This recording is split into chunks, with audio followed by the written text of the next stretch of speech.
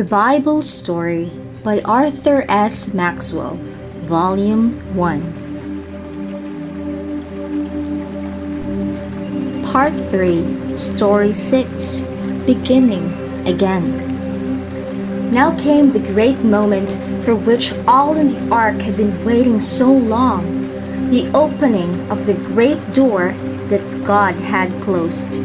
No doubt Noah and his 3 sons tried to roll it back. At last it creaked open, as if moved by the same mighty hand that had closed it. How glad everybody must have been to step outside and breathe the sweet fresh air again. So thankful was Noah for the way God had saved him and his family from the flood, that the very first thing he did as he went ashore was to build an altar and offer and sacrifice upon it at least one of every clean beast and of every clean foal. And that was a real sacrifice just then, when the only animals in the whole wide world were those he had brought with him in the ark. God was so pleased that Noah had remembered to say thank you for his deliverance that he said, "I will not again curse the ground any more.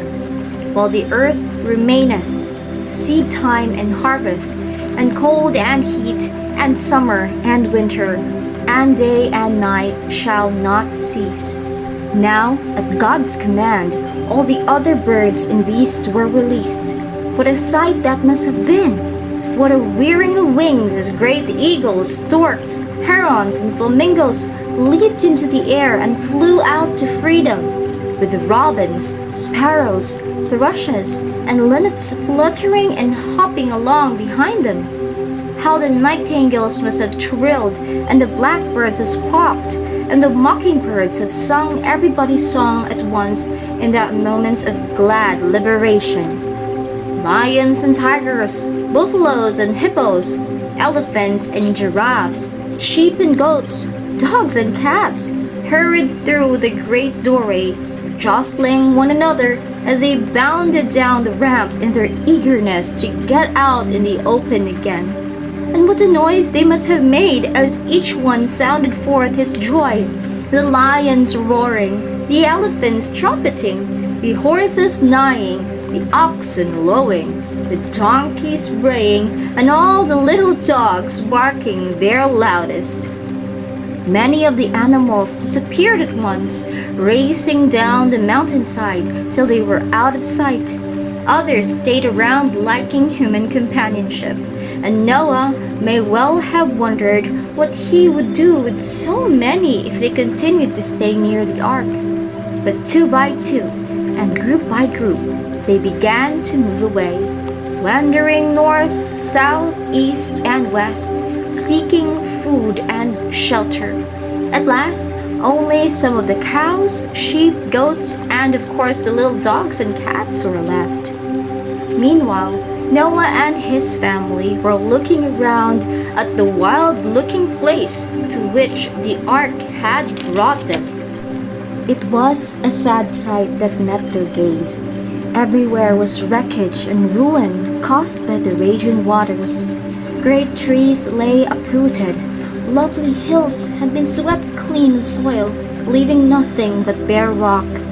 Mountains had become scarred and jagged.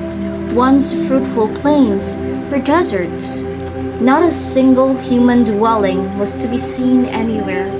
Of all the beautiful homes they remembered, not a trace remained. All had been smashed to matchwood by the towering tidal waves that had swept over everything when the flood began. It was enough to break their hearts.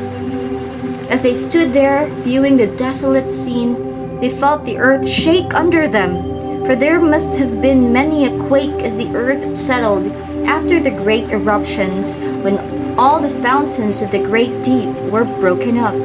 No doubt they felt afraid and lonely on that shuddering mountainside. Well, may they have wondered what terrible thing was going to happen next. Then of a sudden, Noah looked upward, and there in the sky he saw something he had never seen before. As though trying to encircle the ruined earth with arms of love was a glorious, glowing arch of many colors. Scarce daring to breathe, they all stood looking at it, struck dumb with amazement. What was it? What could it mean? It was the first rainbow. And as they watched in wonderment, God drew near and said, I do set my bow in the cloud, and it shall be for a token of a covenant between me and the earth. And it shall come to pass, when I bring a cloud over the earth, that the bow shall be seen in the cloud. And I will remember my covenant, which is between me and you, and every living creature of all flesh. And the water shall no more become a flood to destroy all flesh. And the bow shall be in the cloud, and I will look upon it, that I may remember the everlasting covenant between God and every living creature of all flesh that is upon the earth. It was God's way of saying, I have not forgotten you, nor shall I ever forget you or my promises to you. When you see the rainbow and I see the rainbow, we will remember each other. Only a God of love could have thought of speaking to his children in such a way at such a time. Having lost everything, money, home, all save life itself, and what they had brought with them in the ark, these poor homeless pilgrims surely needed a message of comfort and hope such as this. But now their hearts cheered, their courage renewed. They told themselves again that all would be well at last. How good to know that God was still with them, that God still loved them.